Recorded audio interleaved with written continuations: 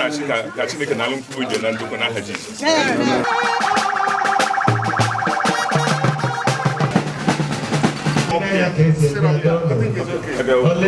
Mana ebere niile ọ na-ebere ya bụ na nsị ya.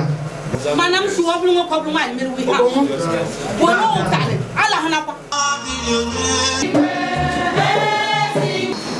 The souls of the just are in the hands of God. Mmeri isi ihe. Kedu ihe anyị na-achọ ka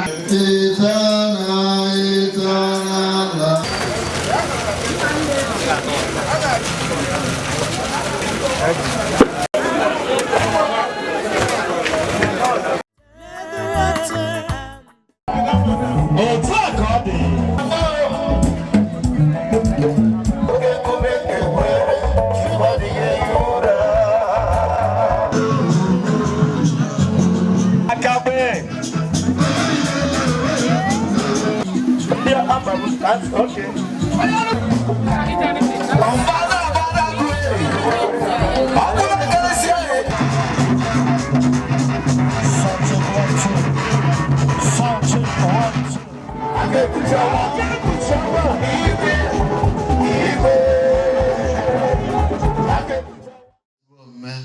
mee uche nke Chineke debekwazi iwu ya.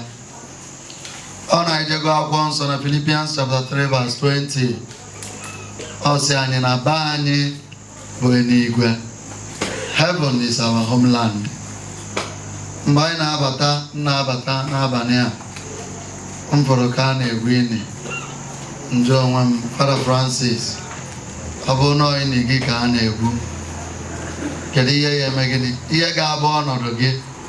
Ihe ọ bụla o menwe ozi mgbe o mee gịnị? Mgbe ọ dị ndụ, o megwo gịnị? Ọ dịgo late na ndụ ya. Ọ dịgo late. Enwere ụzọ ihe dị iche iche kpatara, enweghị ndị na-akọwa ya sị ihe kpatara eji etiri mmadụ late, ọ kachasị ndị nwụrụ anwụ, maka na ka a na-ede late. Maka gịnị? Ihe ọbụla nwanne anyị nwoke emenwe ozi, ndị ọbụla obi nwe ozi mgbe o mee gịnị? Mgbe ọ dị ndụ, o megwo gịnị? Ọ dịgo late. Mgbe Chineke kere anyị na-eme gịnị? Na-abịakwazị ịkpọrọ anyị na ọ chọọkwa n'ọnwụ onye mmehie, kama na ọ chọọ ka anyị niile mee gịnị? Chegharịa nwee ike ịhụ ya ihu na ihu na alaeze n'eluigwe. Ụwa abụghị ọba anyị, ihe anyị bịa bụ ọrịrị, ozi ka anyị pụtara, emechaa anyị ka na-ana. Onye ọsọkwa bụrụ, you must give an account etu isi bịa ndụ gị. Ndị Igbo na-atụ n'ilu sị gịnị? Na ha asị okenye pụta n'anwụ, anyị ma ihe dị mma, anyị ma ihe dị njọ. Chukwu ekechekwa anyị mee gịnị? Nye anyị niile the free will, the freedom ime etu osisi anyị, ibie ndụ etu osisi anyị. O nyere mmadụ that free will, mana the freedom o nyere anyị goes with responsibility. Ọgụ mazi etu isi chọọ isi weghazi ndụ gị. Tata anyị agbagogo n'isi nwanne anyị nwoke Jonathan. Echi anyị ga-eme gịnị? Ọ ga-erutekwazi anyị niile n'ofu maka na igwe niile gaje n'ọzọ. Ụmụnne m na Kristi, ka anyị na-ebi ndụ anyị ebe m Chukwu adịghị izi. Ibi ndụ dị asọ dị ọcha eme gịnị? Adịghị izi, mana anyị ga-ejisi ike. Ebe ọ bụla ngwo ndị Chukwu kere ka anyị bie ndụ anụnwa ha tozuo ịba na alaeze n'igwe, anyị onwe anyị ga-eme gịnị? Ga-eme ngwazi ya. Ihe ọ sọkwa gị na-eme, ị na-eje ụka, ị na-agọ mmụọ, ị na-eme ihe ọbụla ị na-eme, otu ụbọchị anyị niile ga-eme gịnị? Ga-ahapụ ụwa. Ọ gwaziri onye kere anyị, and anyị ka ya akọkwaziri ya etu anyị si wee bie ndụ ya, bie ndụ anyị n'ofu. Ya bụ ka anyị jisie n'ike. Ihe ọbụla ịma na ị na-eme adịghị mma, bụ ihe ga-etufu okwe gị n'oge ikpeazụ, mee gịnị? Dobe ya n'akụ. Ihe niile abụ na gịnị? N'ụwa ka obi. Na ụmụnne m na Kristi, na aja misa dị asọ a, anyị na-ekele Chukwu maka nwanne anyị nwoke, onye nke ọ bụgozi mmasị ya na ọ ga-eduru n'ụwa anụnwa n'etiti anyị ka ọ nakwutebi ya. Anyị na-ahụ ya site n'ekpere nke aja misa dị asọ, maka na aja misa dị asọ ụka anyị na-aka bụ gịnị?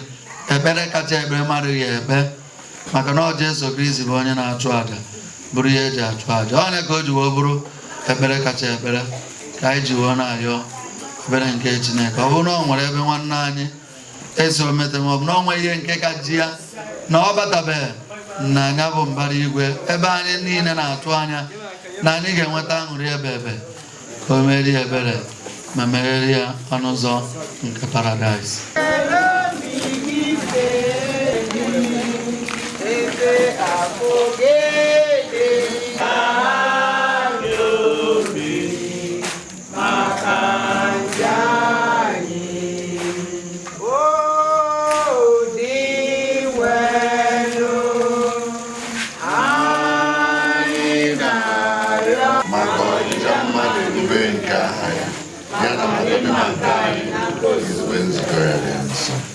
Onye nwe anyị na-arịọ ebere gị na-enweghị ube maka papa anyị Jonathan, onye anyị ji maka ya ehunye nne gị aja otuto a. Onye nwe anyị nọnyere unu.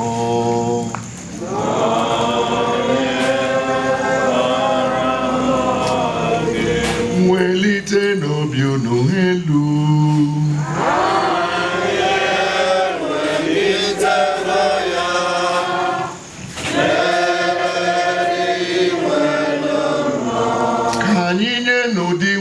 Chukwu anyị ekele.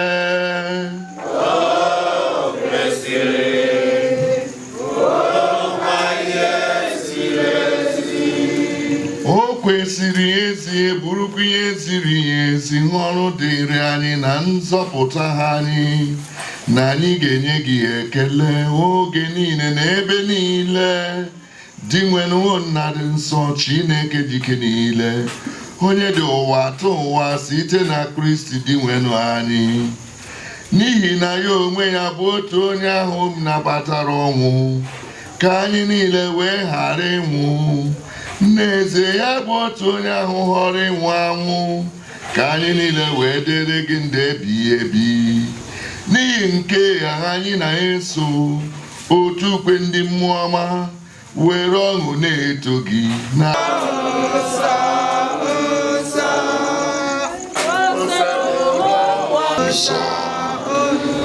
ebube gị nsọ nsọ jupụtara nsọ nsọ nsọ. Hosana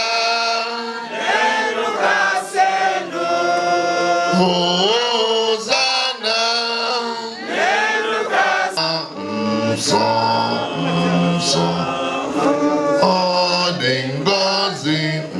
nsọ. Ịdị nsọ ezi dị nwenụ bụrụ isi ya dị ma nsọ ọbụla. Ya mere anyị na-arịọ ka ido onyinye ndị a nsọ site n'ịhụkwasị ha mmụọ gị, ka ha wee ghọọ nna anyị ahụ na ọbara ka onye nwe anyị Jesu Kristi, onye mgbe o kwetere ka edunye n'ahụhụ ọnwụ were achịcha ka ọ na-enye ekele nyawa ya, bunye ya ụmụazụ ya na-asị, naranụ nke ya, rienụ ya unu niile, nke a bụ ahụ m ka a ga-edurunye maka unu.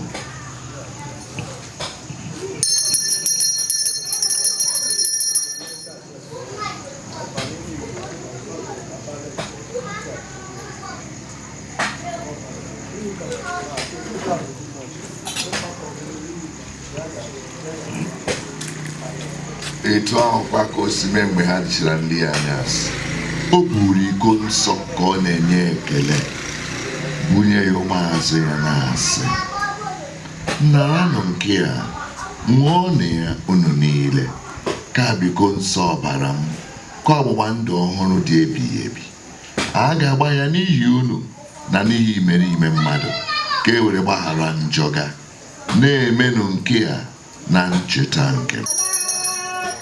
Jesus is alive, forever is alive, amen.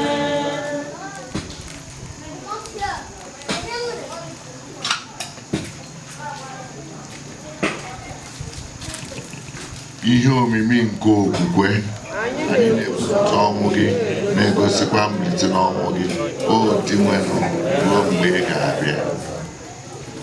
Dị nwenụ, ebe anyị na-echeta ọnwụ na mbilite n'ọnwụ ya, anyị na-ehunyere gị achịcha nke ndụ n'iko nsọ nke nzọpụta, na-enye gị ekele n'ihi ịgụnye nna anyị na ndị tosiri kwuru n'ihu gị na-efe gị. Anyị ji umeala arịọ ka anyị bụ ndị na-eketa oke na ahụ n'ọbara Kristi, bụrụ ndị a ga-ekpokọba ọnụ site na mmụọ nsọ. Na-eso ya bụ Kristi, na-esikwa n'ime ya na n'aka ya, na n'ịdịkọ n'otu nke mmụọ nsọ, na-enye gị bụ Chukwu nna jike niile nsọpụrụ na otito niile site n'ụwa ta ụwa niile. Amen. Hallelujah.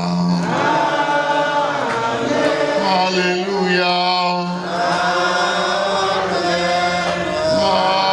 Amen. Amen. Ebe nyere anyị iwu na-enye ndụ, anyị abụrụ ndị ji nkụzi nke Chineke were zụọ, ka anyị were nụ nkam obi kpee. Nna anyị nọ n'eluigwe, o sebụrụ ụwa na ji ihe niile, were ebere nye udo n'oge nke anyị site n'inye aka ebere gị, ka azọpụta anyị na njọ gị niile. Anyị ewere gbalaha nsogbu niile, were nchekwube dị nsọ na-atụ anya maka mbịaghachi nke onye nzọpụta anyị Jesu Kristi.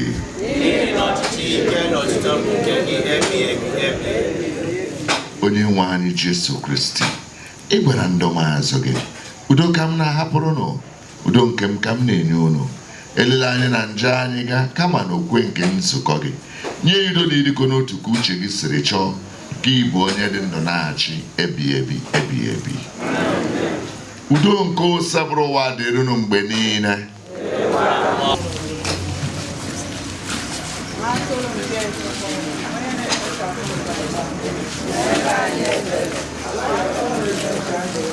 Jesu Kristi, nwa atụrụ nke Chukwu, lee onye wo mbilite n'ọnwụ na ndụ, onye siri onye ọbụla nwụrụ na m, onye ọbụla kwere na m asị na ọ nwụrụ anwụ ga-adị ndụ, onye ọbụla dị ndụ kwere na m agaghị anwụ ma ọlị. Onye na-ekpochapụ njọ nke ụwa. Anyị nwere isi ọma bụ ndị akpọrọ n'oriri nke nwa atụrụ Chineke.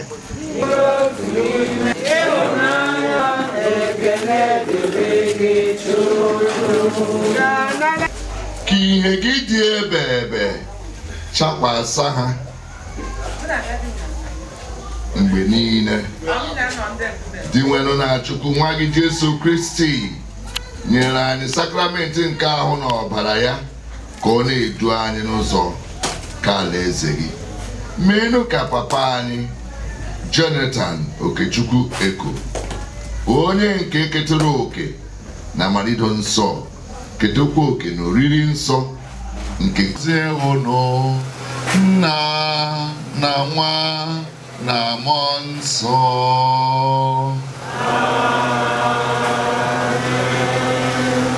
Nabanu mesa gozi.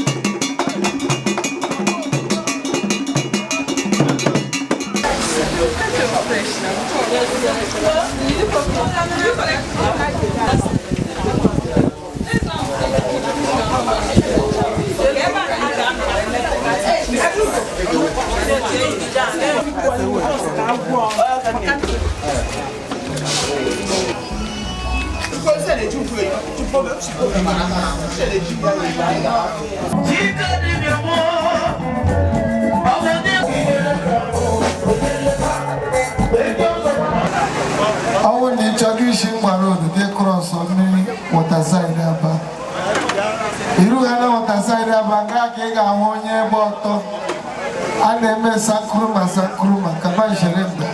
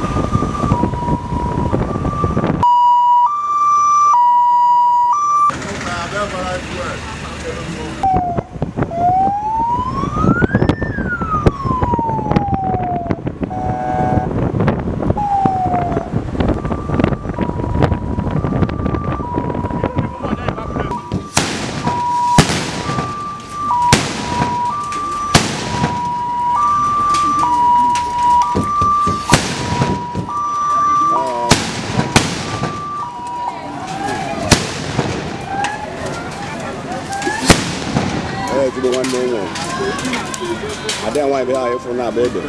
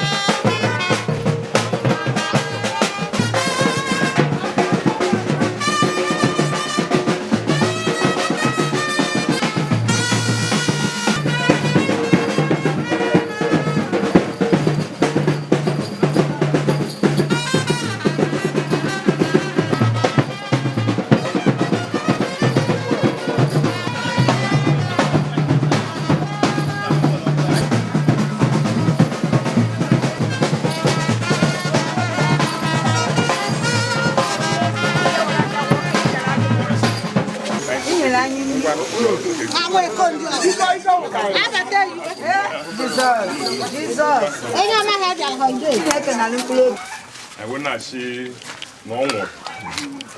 When I am going to only be Nanabata. Amen. I will make a never chicken, go in the middle car. Libo to minister Noble and came in Kagi. When I see a Nalan food and do Nahaji. Testimony in the issue one name. Now one will leave them. On Abia, on Abia, and I'm on Abia. Even in them, woman number one. Yes, Obia, Unyaman and Damalo. They are near the even not in January this year, the 9th. When I am all to fool with it. All to men. Manaka coach name, Nina Ashi, only of a castle. Na ebo yellow, ndo the big when I have a home book. I can make it. Amen. So you can no market, even me, and me not have really luge Macam, even compound. I will not see now if they do not have you do. Near no woman, I took a many hand in a Udo, only of a year book we have wood, never.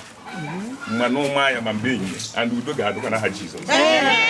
Chuku, I make a only human. Or be easy.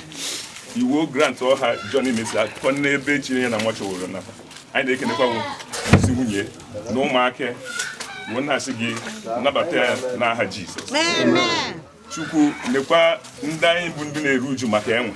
I'm calling who or to tea on the men are buying.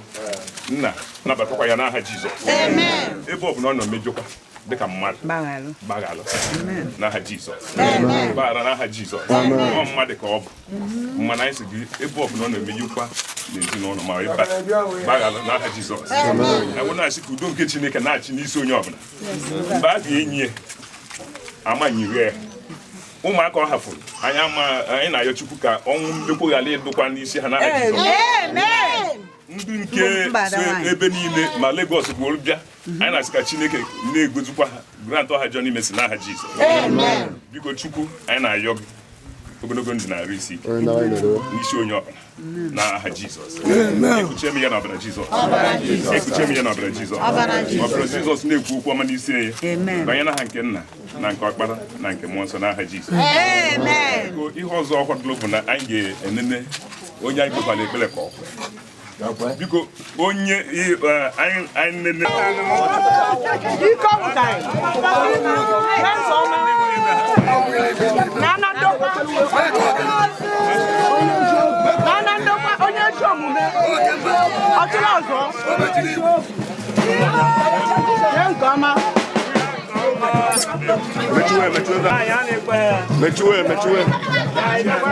mechuwe ichi n'ihi na-eme mmadụ enetu ụmụ ogbenye ọ ga-abịa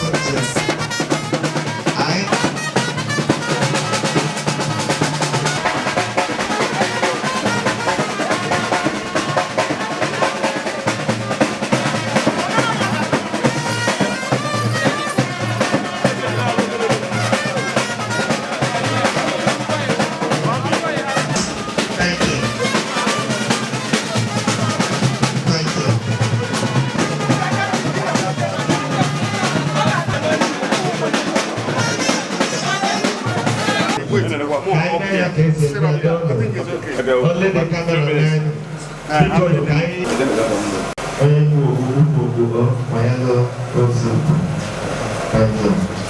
Only people gawa papuno babani akita.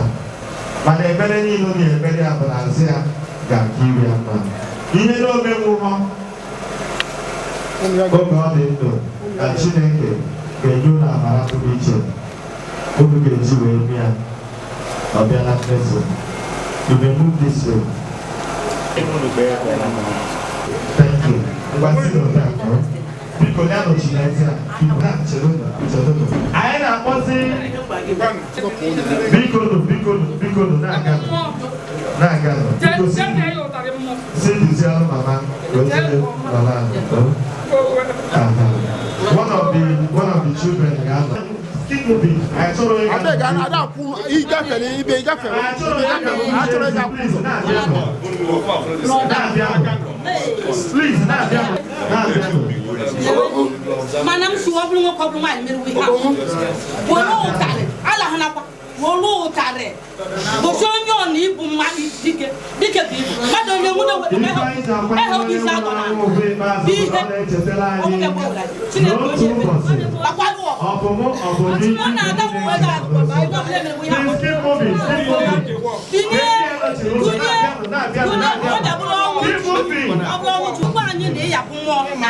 moving now. Can you not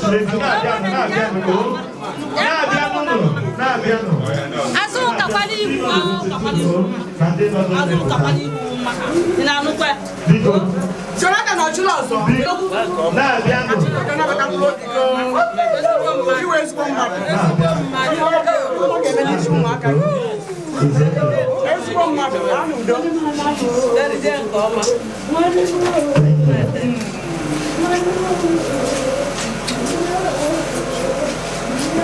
Thank you.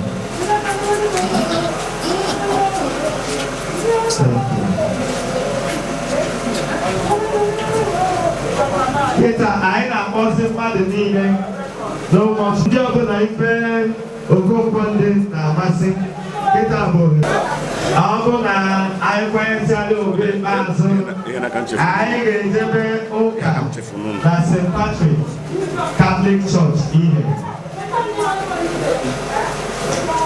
dịka onye kwenyere na Chukwu ọ ga-eje ụka ikpeazụ onye anọchite n'ụzọ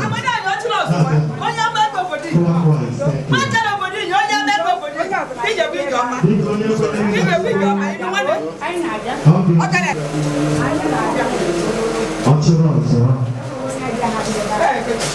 anyị na-atụ Chineke onye nwe oke ka mma ka okenye ya na mbara udo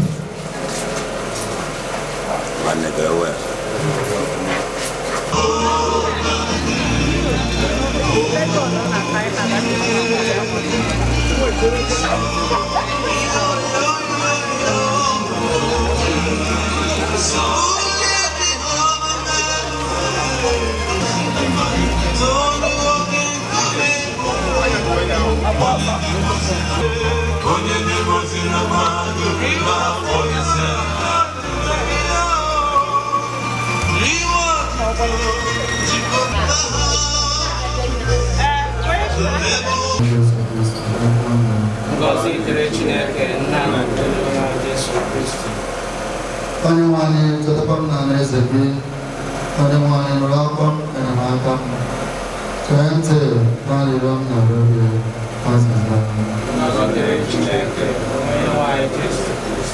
ọ bụrụ na gị onye nwe anyị na-agụ ajọ omume anyị ọnụ onye nwe anyị onye ga-eguzo mana ị na-agbaghara anyị n'ihi nke a anyị na-asọpụrụ gị azịza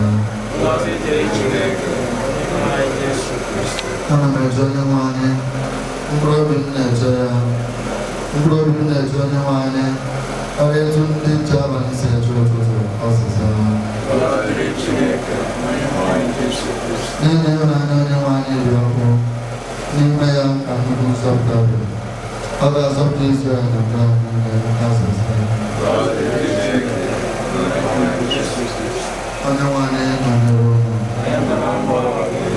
onye nwe anyị nụrụ ekpere anyị ma gwara nwa odibo gị bụ Jonathan Okechukwu ekpe ekpere onye si n'ụwa akọrọ nabata ya n'otu ndị nsọ gị na n'eze ihe udo anyị na nke a site na Kristi onye nwe anyị Chineke onye nkasi obi ịbụkwa nna dị ebere ịhụnanya dị ebere ka iji doziere anyị ụzọ ị na-eme ka ọchịchịrị nke ọnwụ ghọọ ihe nke ndụ anyị na-arịọ gị na-enwe odibo gị ji nwute anyị na-arịọ gị na-enwe odibo gị ji nwute na-eru uju mkpara ya ebere nwa gị bụ onye nwaanyị Jesu Kristi jikwa ọnwụ nke ya wee merie ọnwụ nke anyị o sikwa na mbilite n'ọnwụ ya na-achị anyị ndụ anyị na-arịọ gị mee ka anyị were uchu na-eso mkpụrụ obi ya na ndụ ya niile ka ọ ga-abụ mgbe oge anyị zuru anyị ezute ụmụnne anyị n'ebe akwa na anya mmiri n'ebe anya mmiri agaghịkwa abịa ọzọ anyị na-arịọ nke a site na Kristi onye nwe ka mkpụrụ obi Jonathan Ekwe ka mkpụrụ obi ndị otu Kristi ndị na-ekwe ndụ gara aga mkpụrụ obi ozugbo ndị ga-ekwu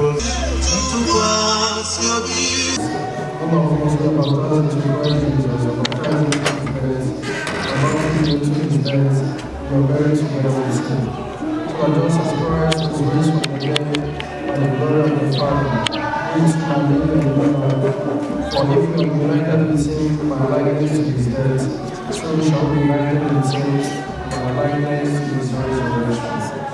Let us pray. Lord, we humbly ask for your mercy. Accept the soul of your servant, Jonathan and crew. Forgive the sins he has committed through wrongful free him from the bonds of death, and admit him into everlasting life. Through Christ.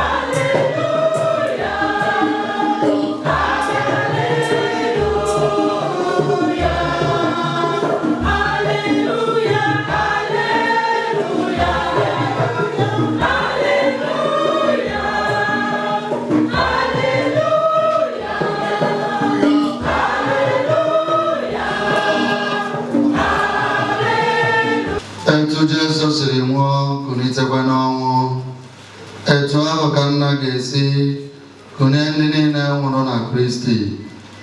Etu mmadụ niile siri keta ọnwụ n'aka Adam, etu ahụkwa ka mmadụ niile ga-esi keta ndụ n'aka Kristi. Amen. Nna na Nwa na Mmụọ Nsọ.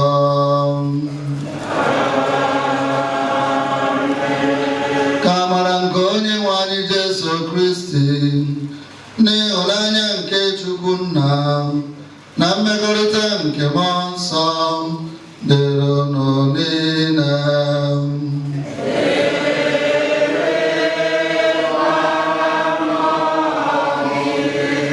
Ndị Fada, Reverend anyị, ụmụnne m na Kristi, otori Jesu Kristi, ọ bụ okwukwe anyị nwere na mbilite n'ọnwụ dịka ndị otu Kristi na mmeri Chukwu nke etiri anyị niile ka anyị ji wee gbakọ ọnụ n'ụtụtụ anụnwa na aja misa dị nsọ bụ ekpere kacha ekpere nke anyị ji aranye mkpụrụ obi nwanne anyị nwoke bụ Jonathan Okechukwu Eko n'aka Chineke.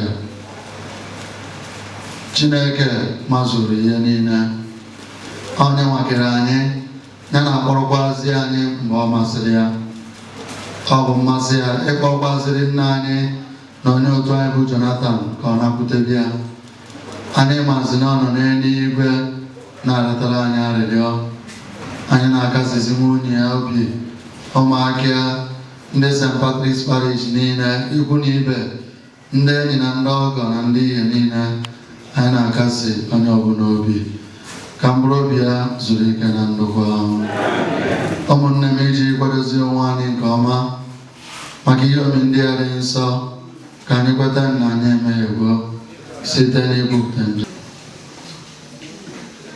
Chineke onye ebere, nke bụ nchekwube ndị njọ na aṅụrị ndị nsọ, anyị na-arịọ maka nwanne anyị bụ Jonathan Okechukwu Eko, onye anyị na-enye ahụ ya n'usoro ndị na ebube n'ụbọchị ikpeazụ ebe ọ ga-anọ n'iru gị ebe ebe site na adị nwere anyị Jesu Kristi nwa gị, onye gị na ya dị ndụ na-achị n'ịdịkọ n'otu nke Mmụọ Nsọ Chukwu site n'ụwa tụ ụwa niile. Book of Wisdom. The souls of the just are in the hands of God, and no torment shall touch them. In the eyes of the unwise, they appear to be dead. Their going is hailed as a disaster. It seems that they lose everything by departing from us, but they are in peace. Though seemingly they have been punished, immortality was the soul of their hope. After slight affliction will come great blessings, for God has tried them, and he has found them worthy to be with him. After testing them as gold in the furnace, he has accepted them as a holocaust. At the time of his coming, they will shine like sparks that run in the stubble. They would govern nations and rule over peoples, and the Lord will be their king forever. Those who trust in him will penetrate the truth. Those who are faithful would live with him in love, for his grace and mercy are for his chosen ones. The word of the Lord. Thanks be to God. Responsorial Psalm. And the response to the psalm is, my soul is thirsting for God of my life. Where can I enter and see the face of God? My soul is thirsting for the God of my life. Where can I enter and see the face of God? Like the deer that yearns for running streams, so my soul is yearning for you, my God. My soul is thirsting for the God of my life. Where can I enter? Ịmata ihe banyere ndị otu anyị nwụrụ anwụ, ka unu ghara iru uju dịka ndị ọzọ, ndị enweghị nchekwube, ebe anyị kwere na Jesu nwụrụ ma sikwa n'ọnwụ bilie ọzọ. N'otu aka ahụ, anyị kwenyekwara na site na Jesu na Chineke ga-akpọlite ndị niile nwụrụ anwụ. N'ihi nke a, anyị na-agwa unu site n'okwu nke dị nwenụ na anyị bụ ndị dị ndụ, ndị ga-anọrọ ruo n'ọbịbịa nke dị nwenụ, agaghị aka ndị nwụrụ anwụ mma. Dị nwenụ n'onwe ya ga-esi n'eluigwe gbadata. Ọ ga-ewere olu ike kpọọ oku, werekwa ọkụ nke onye isi ndị ọma na ụda opi ike nke Chineke. Mgbe ahụ, ndị niile nwụrụ n'ime Kristi ga-ebu ụzọ bilie. Mgbe ahụ, anyị bụ ndị dị ndụ, ndị a ga-ahapụrụ ka a ga-ewelite. Anyị na ha ezukọ n'urukpo izute Onyenwe anyị na mbara igwe. Otu aka ahụ, otu a ka anyị na ndị nwenụ anyị ga-esi nọrọ oge niile. Ya bụ, werenụ okwu ndị a na-akasịrịta onwe unu obi. Okwu nke osebla ụwa.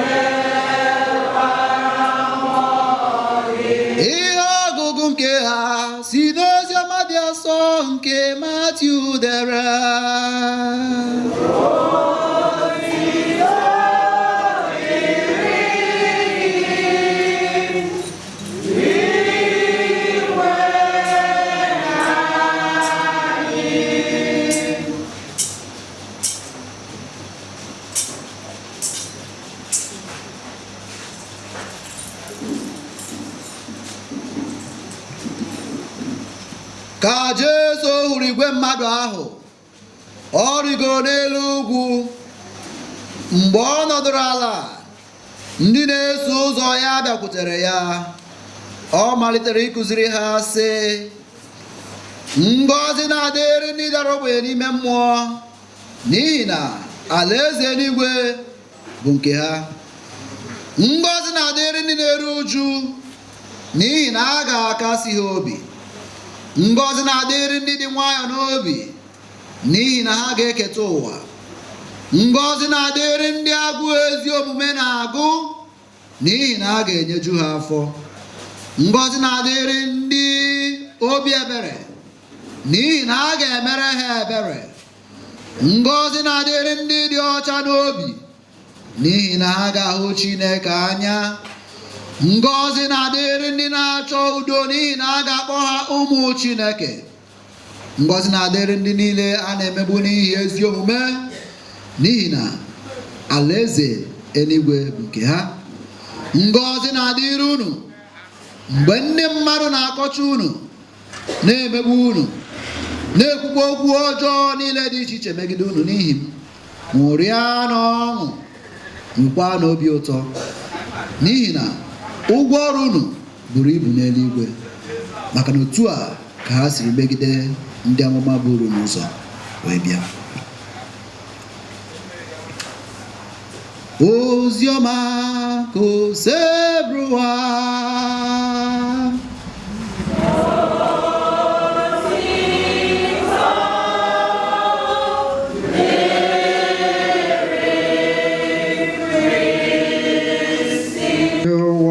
To collect your people, remember him, O Lord. Remember him, O Lord. When you want to collect your people, remember him, O Lord, my God. Eternal, eternal, God save my soul. I want to live eternal life. God save my soul. Save my Savior. When you want to collect your people, remember me, O Lord. Remember me, O Lord. When you want to collect your ka mkpụrụ obi Jonathan Okechukwu Eko na mkpụrụ niile kwere n'ọgala aga ka ha zuru ike na ndokwa. E nwere ofu obodo fada enyi nwoke na-arụ ọrụ, o wee na-akọlụ m beria o jelu. Beria ahụ fịara ya arụ otu ọ ga-esi wee kwuo okwu Chukwu, maka na onye ọbụla na-amachi imi, onye ọbụla na-enyocha nwoke abịala. Ndị njọ dịka mụa ọ na-adịrị m izi, maka na nzukọ nsọ Katọlik bụ ọnwụ na mbilite n'ọnwụ. Ọ bụ na ị na-anya n'ihe na-eme n'ụka taata, ị ga-afụ na ụka Kristi na-anwụ. Eziokwu ka asị. They are concerned more n'ihe ga-eme na arena na ihe ndị ọzọ niile. Ọ bụ na enwe mmemme na a na-eme birthday party ma ihe ọbụla na-eme, ifu ebe ndị mmadụ na-ewepụta ego ha, mana ikwu onye ọbụla banyere ụlọ ụka, ha na-eme mgbakọ. Oke junior ga-eje n'obodo oyibo agbakọchie ndị a niile ewelụzie 250 maka ndị nwere ego, were 10,000 nye maka ndị na-apịkọ. Mmadụ ole na-anata oriri, mmadụ ole na-eje confession, mmadụ ole na-eje ụka wee na-agọ mmụọ. Ịbata n'ụlọ ụka sị gị na parish council chairman gị na nwoke a na-echebe nke dibịa, ihe iji ike ịgbakọtakwu ya. Kedu otu vice chairman na parish ga-esi were ejiri asị ụbọchị ụka ọ bịa nata oriri, ọ bụrụ ọ dị pọsịbụl ọma tụgboro na abụ. Ị na-ajụ onwe gị ihe mere ụlọ But I'm not surprised. The Church of Christ is undergoing death and resurrection. There must be death to have life. There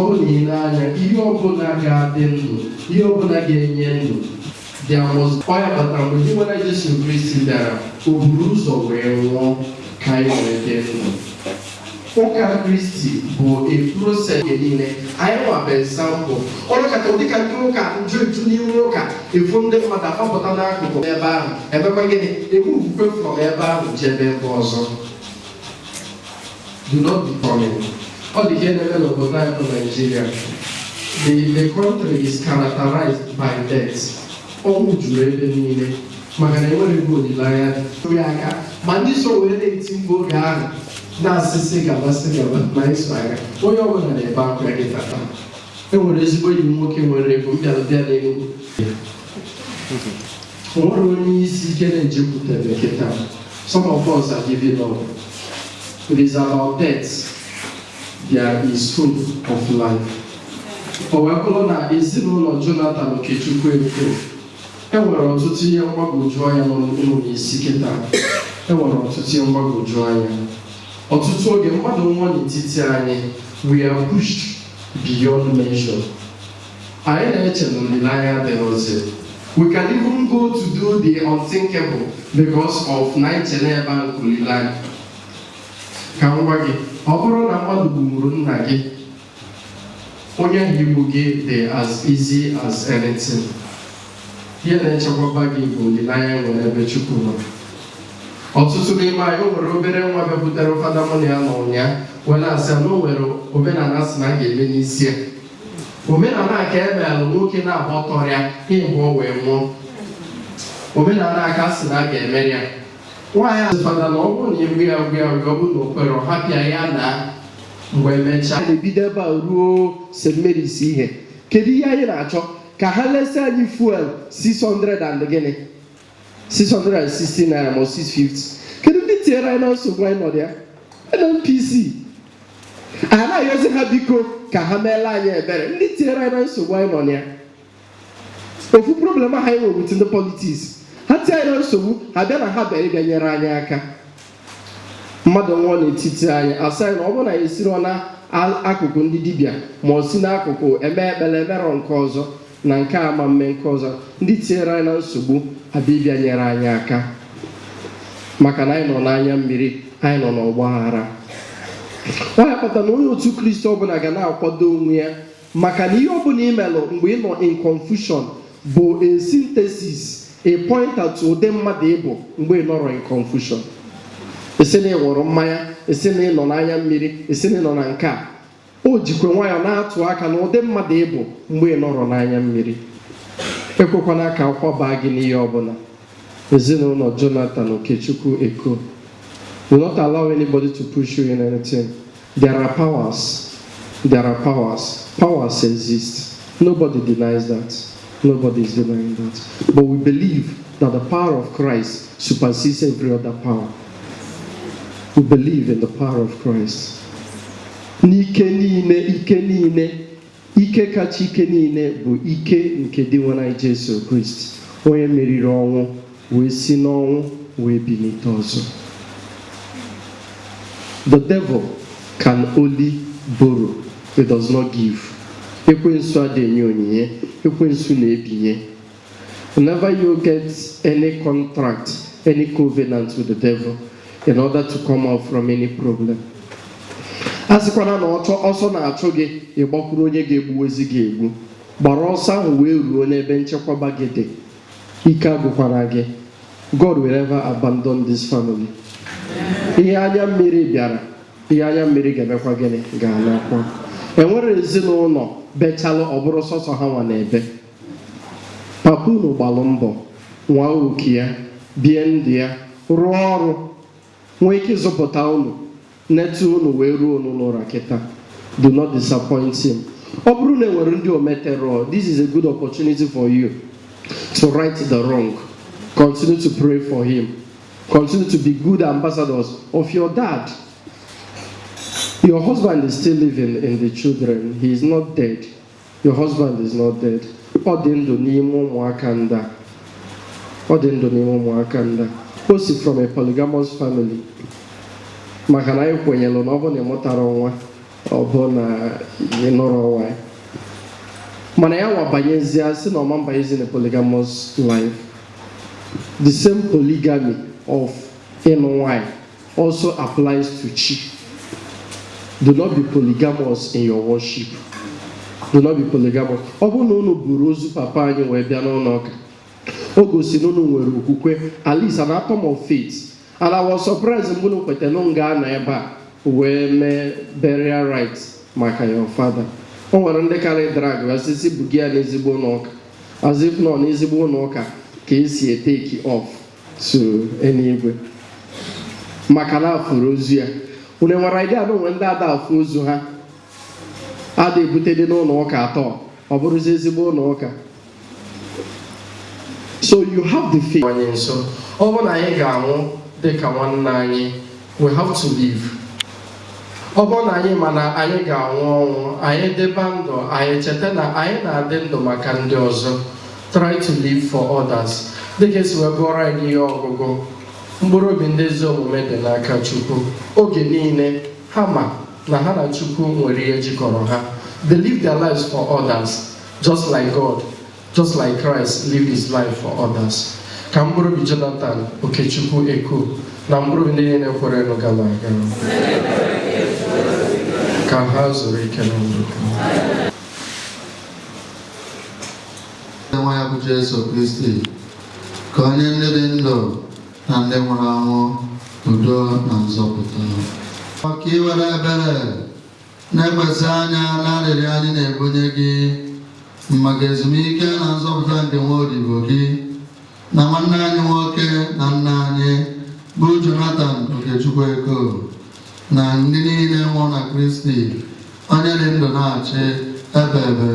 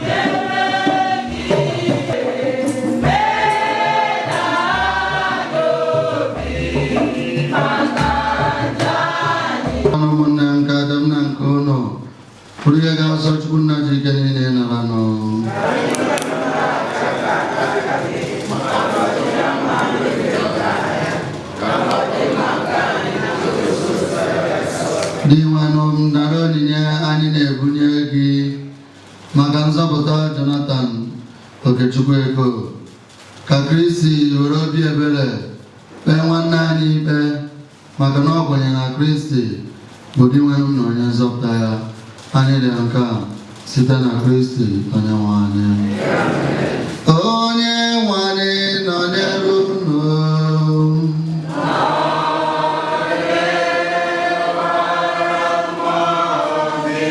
Malite n'obi enu.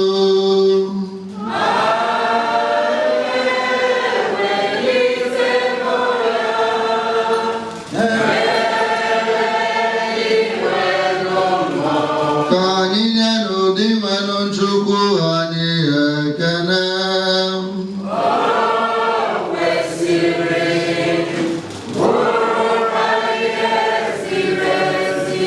O kwesịrị ezi bụrụkwa ihe ziri ezi ọrụ dịrị anyị na nzọpụta anyị, na anyị ga-enye gị ekele oge niile n'ebe niile dị nwenụ o nna dị nsọ Chineke jike niile, onye dị ụwa tụwa site na Kristi dị nwenụ anyị. Ọ bụ na ya ka nchekwube mbilite n'ọnwụ dị ngọzi si chawapụta n'ebe anyị nọ, ka ndị nna ga-anwụrịrị na-ewute nweta ntasi obi site na ndụ anwụ anwụ dị n'ụwa ọzọ. Maka ndị kwere na gị o sebụrụ ụwa, ndụ anaghị enwe njedebe, ọ bụ mgbanwe ka a na-agbanwe ya. Mgbe anyị dị n'ụwa mebiri, a na-akpọbata anyị n'ụlọ ọzọ dị ebebe n'eluigwe. N'ihi nke ya, anyị na-eso ndị mama na ndị isi ndị mama ha n'ugwu eze na ike ọchịchị nakwa igwe ndị agha niile nke eluigwe, na-ekwukwa otu ga-ebighị ebi n'aha sị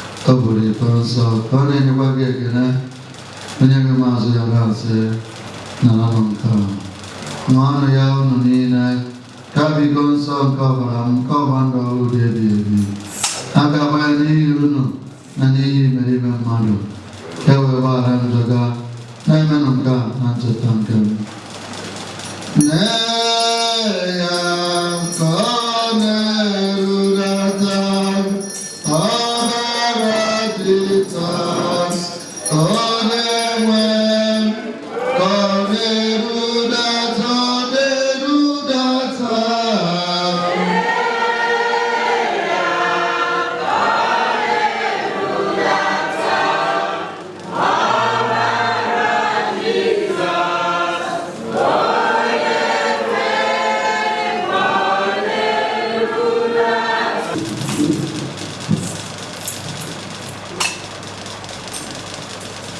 site n'anya bụ Kristi na n'isonye ya nakwa n'ime ya na n'ịdịkọ n'otu nke mmụọ nsọ ka nsọpụrụ n'otuto niile si adịrị gị Chukwu nna ji ike niile site n'ụwa tụwa niile.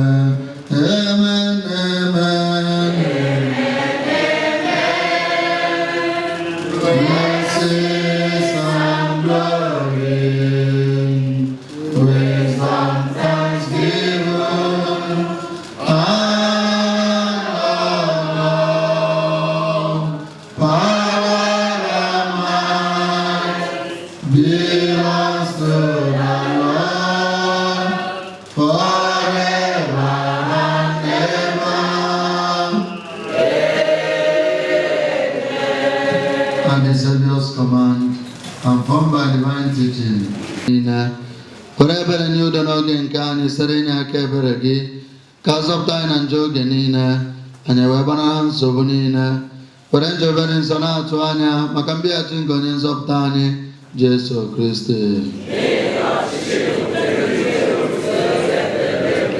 Onye nwa Jesu Kristi gwa ndị apọstọl gị udo ka m na-apụ n'udo nke m ka m na-enye ụnụ enekwara anyị na njọ anyị kama nekwasị anyị n'okwe nke nzukọ gị nye ya udo na ịdịkọ n'otu ka uche gị siri chọọ gị bụ onye dị ndụ na-achị ebe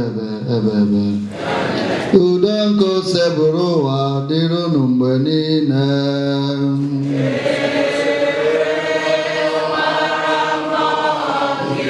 Anyị yarịta n'ụwa anyị ekele nke udo.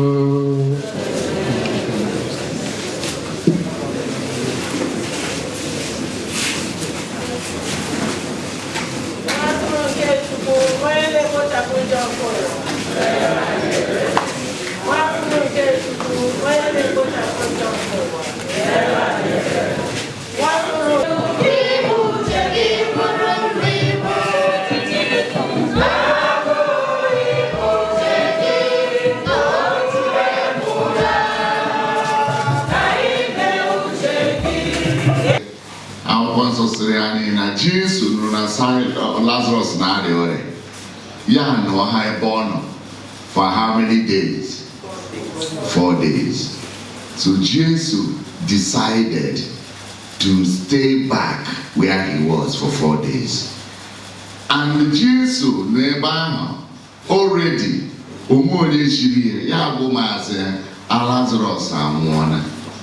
And then he told them ekele dịrị Chineke na anọghị m ebe ahụ n'ihi na ọ bụrụ ọma anọ m ya o nwere ihe karịa ibe mana ebe m na-anọghị ya ekele dịrị Chukwu. And when they started going, onye mbụ hụrụ ya Mata si onye nwe anyị asị na ịnọ ebe a nwanne anyị nwoke akara emegide. And I know maybe some of you elekwenu Chineke ọwụ papa anyị fere ele maso papa anyị gaga elekwenu ihe ọwụ Chineke ele ebe ọ nọ. Why is it happened? Mana ikwere na Chukwu na ebe papa anyị bụ onye ji ọnwụ gbapụta onye akpụrụ n'ugbo ochi onye buru aka nke ezigbo onye nche atụrụ na onye eme ka ya na nna dịkwa na mma ka Chineke mee ka o jee sonye na nnukwu ọgbakọ eze ahụ dị ebighị ebi ahụ na-enweghị ngwụcha na mmekọ nke ndị nsọ niile.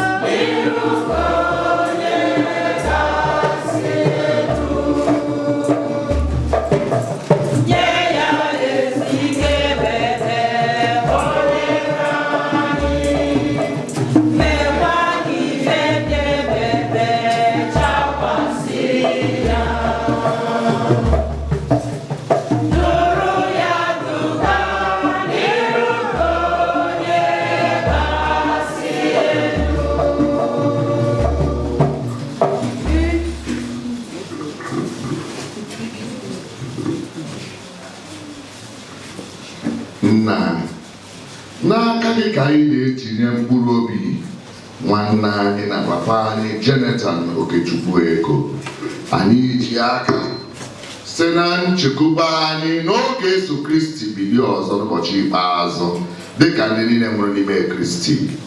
Anyị na-ekele gị maka ihe ịrịba ama iji gozie nwanne anyị na ndụ.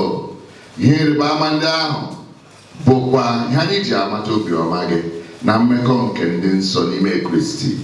Were ebere gee ntị na arịrịọ anyị, o osepụrụ ụwa. Kpoghee nne papa anyị Jonathan ọnụ ụzọ paradaịs. Nyekwe nne anyị aka bụ ndị ka nọ n'ime ụwa ka anyị jiri nkụzi nke okwukwe na-akasi onwe anyị obi ruo mgbe anyị niile ga-eji zute Kristi. Etu ahụ ka anyị na papa anyị Jonathan ga-esi nọnyere gị oge niile site na Kristi onye nwe anyị.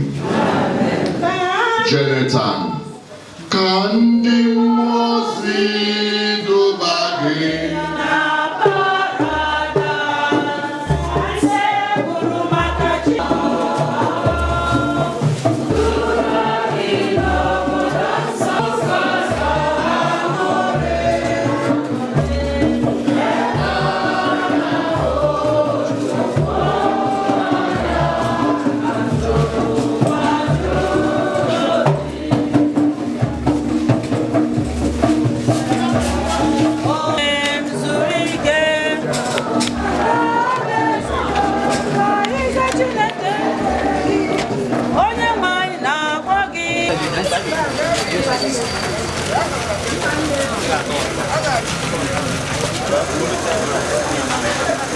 ka nwaodibo gị na nwanne anyị nwoke bụ Jonathan Okechukwu Eko nwee ike ịnọ n'ịdị nke zuo ike na nnukwu ọ nọ na ya ruo mgbe ị ga-ekuni ya n'ehihie.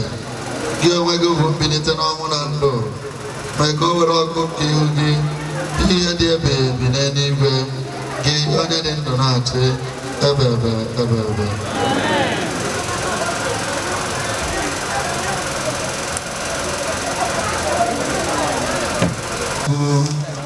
Nathan Okechukwu Eko na ka ọ laghachi n'ebe nke o si pụta. Anyị na-eme nke a n'ihi na ọ masịrị Chineke ji ike niile isi na ndụ nke a kpọrọkwa nwanne anyị. Kristi bụ onye mbụ nke si n'ọnwụ bilite. Ọ bụkwa onye ga-eme ka ahụ anyị dara ada gbanwee wee ihe ahụ nke ya bụsi ihe. N'ihi nke a anyị na-etinye nwanne anyị bụ Jonathan Eko n'aka Chineke ka ọ nara ya n'udo nke ya, mekwe ka ahụ ya bilie ọzọ n'ụbọchị ikpeazụ.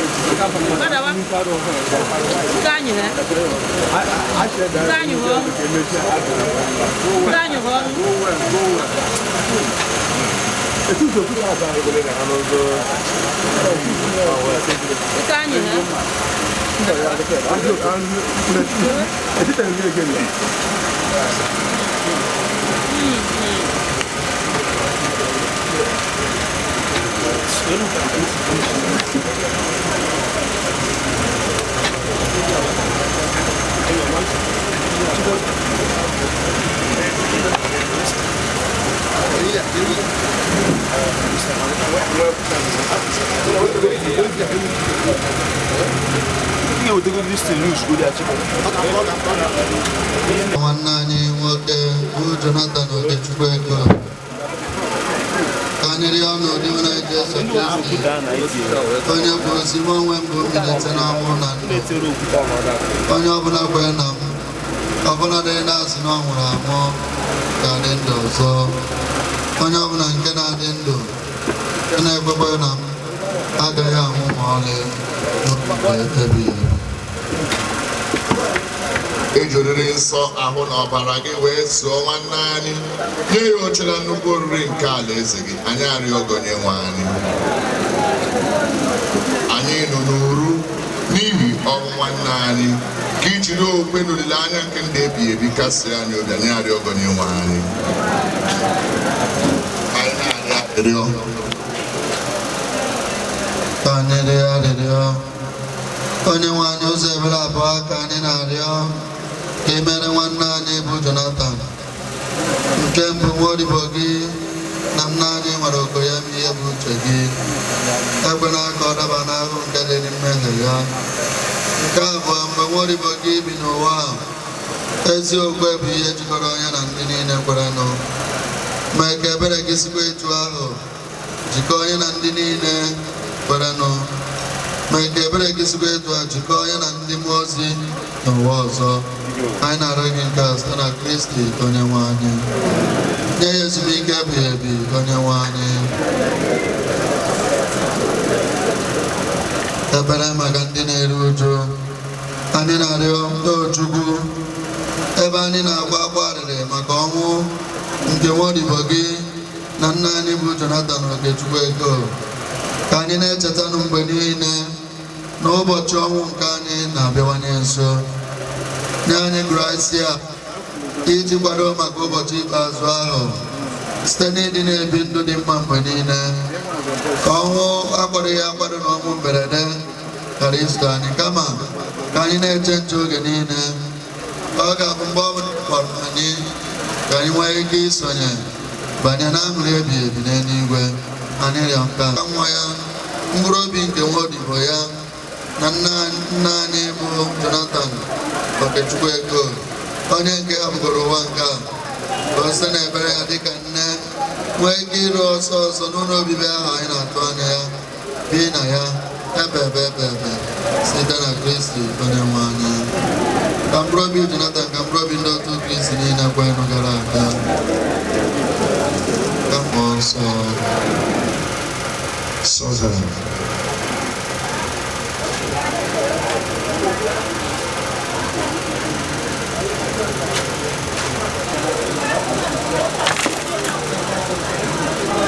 N'isi ndị nna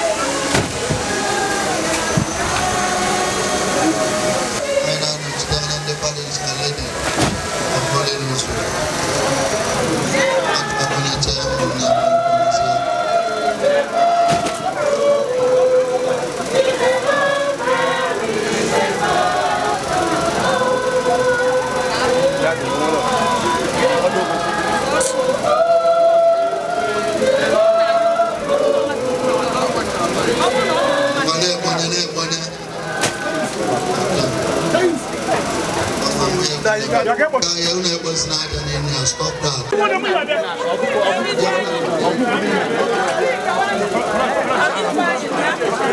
Father, can you change your nose? One out of 5 to my account. I don't watch some little bit. You don't know what you can watch. I can know what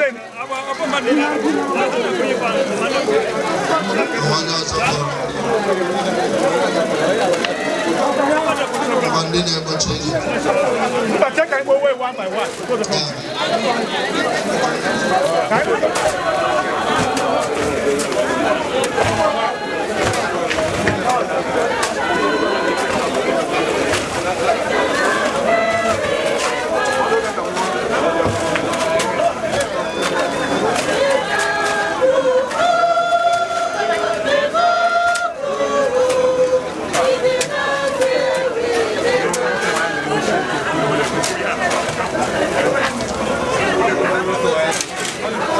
Can you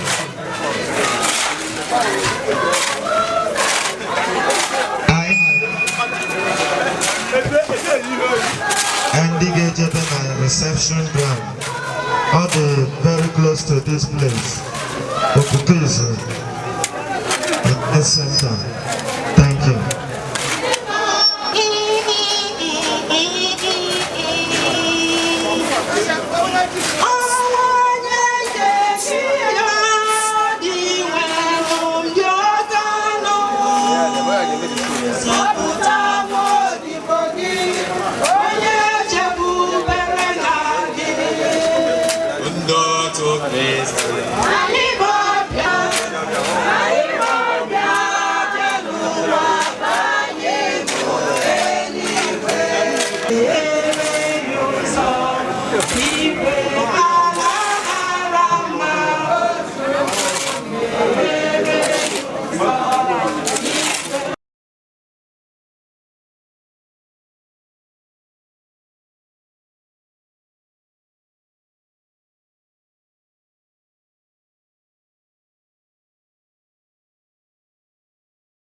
Welcoming Honorable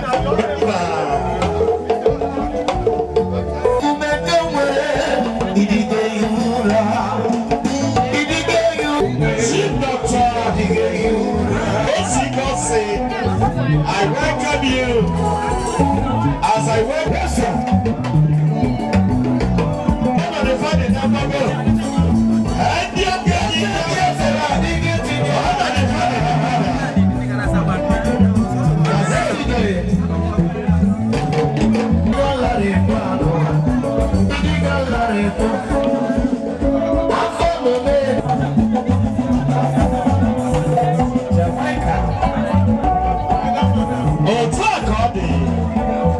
Jamaica on duty.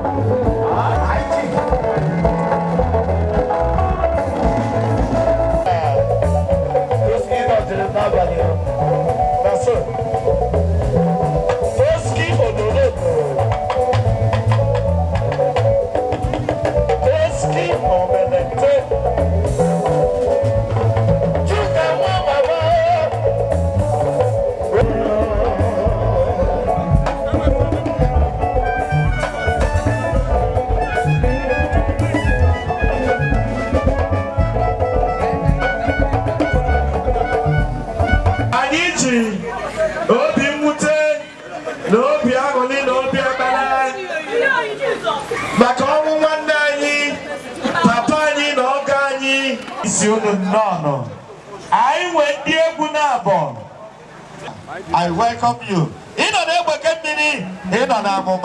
And no engineer did together. I welcome you.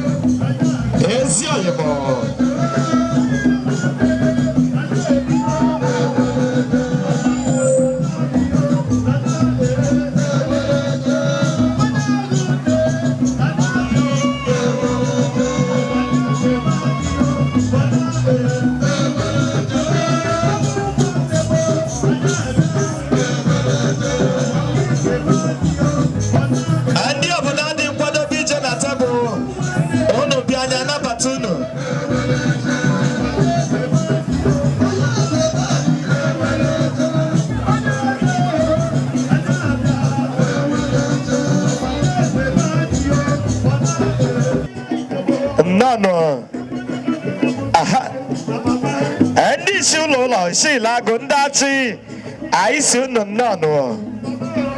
I nekenezinu Okoye Linus. Thank you for your solidarity. God bless you. Biko nuke bupuni ade nobo. Thank you Onyishi. Bupuni anobo. Aha. None. Endaga none. Thank you. And your guy in Anambra State.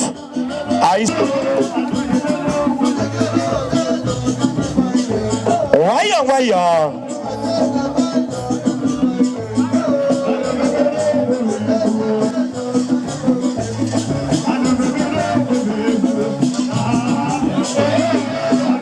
Nabata Chief, Eze, all the way from London, UK.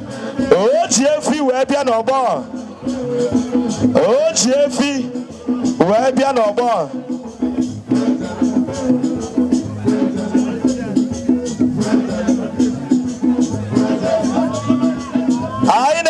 Chief Eze all the way from UK. United Jumper Akabe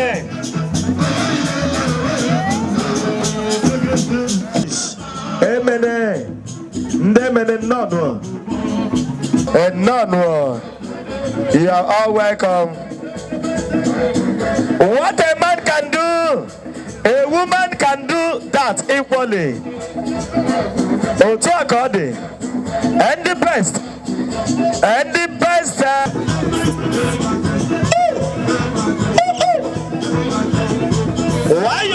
Lion. Thank you. And offer the Gmail presentation. In this Uno. And not wrong. And there's a cultural. You have 5 minutes left. We invite Melody International Band. 5 minutes. Thank you. I think that's okay. And the friend signing from Martin, no. And the friend signing from Martin, no.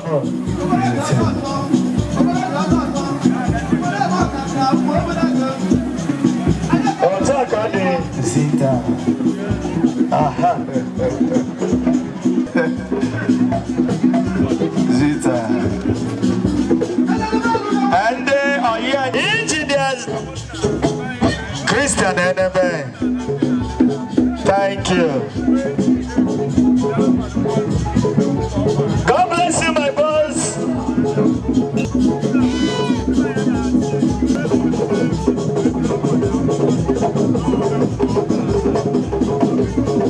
Melodious band should be getting ready.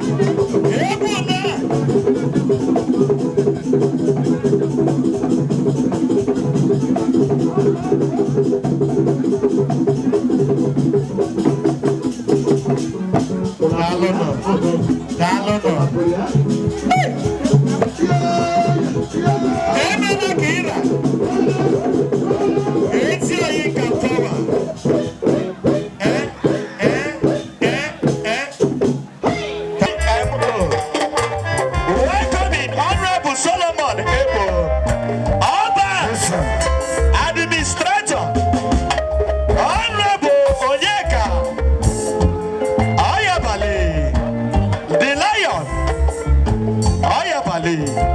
Yes, sir.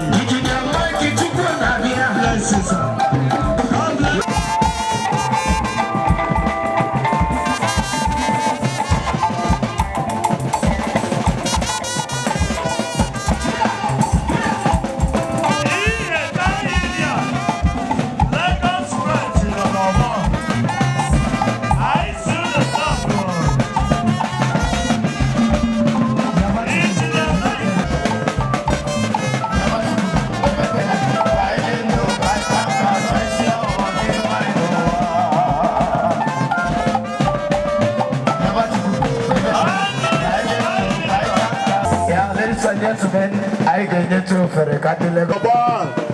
He had a Lagos branch. I see the Nana. Is your workable pharmacist? Ogalanya. Odoguna IDI. My mind should need it together. I welcome you.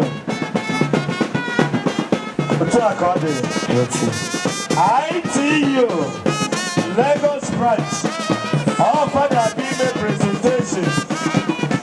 I still don't know. The Lion is a Kaiwaka. God bless you. Honorable Onyeka.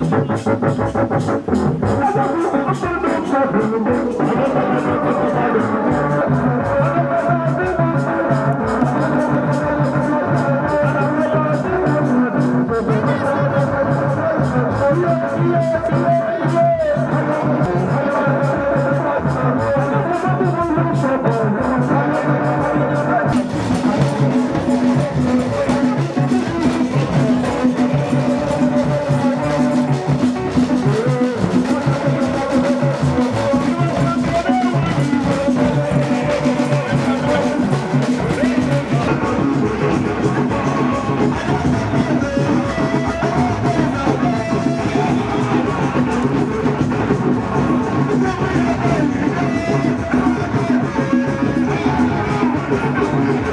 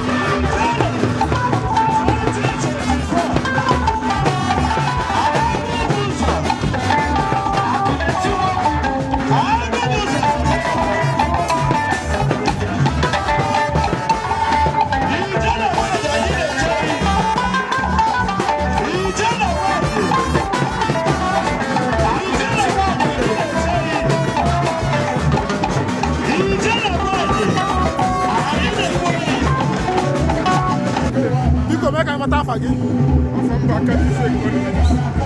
biko anyị chọrọ ka ịkọwara anyị ihe iji maka wee ebe ndị nọ n'ebe a tata maka nwanne m nwoke na-eke onye ọtara Okechukwu onye nke m oke biko kọwara anyị ụdị ndị nwanne nwoke a biri mgbe ọ dị ndụ nwa na-ekpe ekpere ka m ngwa nwanne dị ka Jonathan Eken oge ebe 1992-93 na-eji obodo oyibo onwere oge ndị Sunday na Lagos he accommodated me, he showed me love na bịa ka m si wee take off oge m chere ụwa akwụkwọ when I met him, I found out that Madabuchibia, he was more or less of a god to me. Okay, when the body when you see you may have a bunny and half well. Young when he keep up to go well. You where when he not on one. How much to make Mama Kenny never that. When you see Bamboo, when you see Messi, up in the I know him. I am a happy. I'm not going to check the measure of growing up. I work okay, whatever you see the children were going to was it. A problem, Jonathan, done it. I can have better. When you show your all I found about what they're doing, yes, I have to do. I know to one for it. I'm back at you. What about it? Okay, what are they going to do? But see, okay, let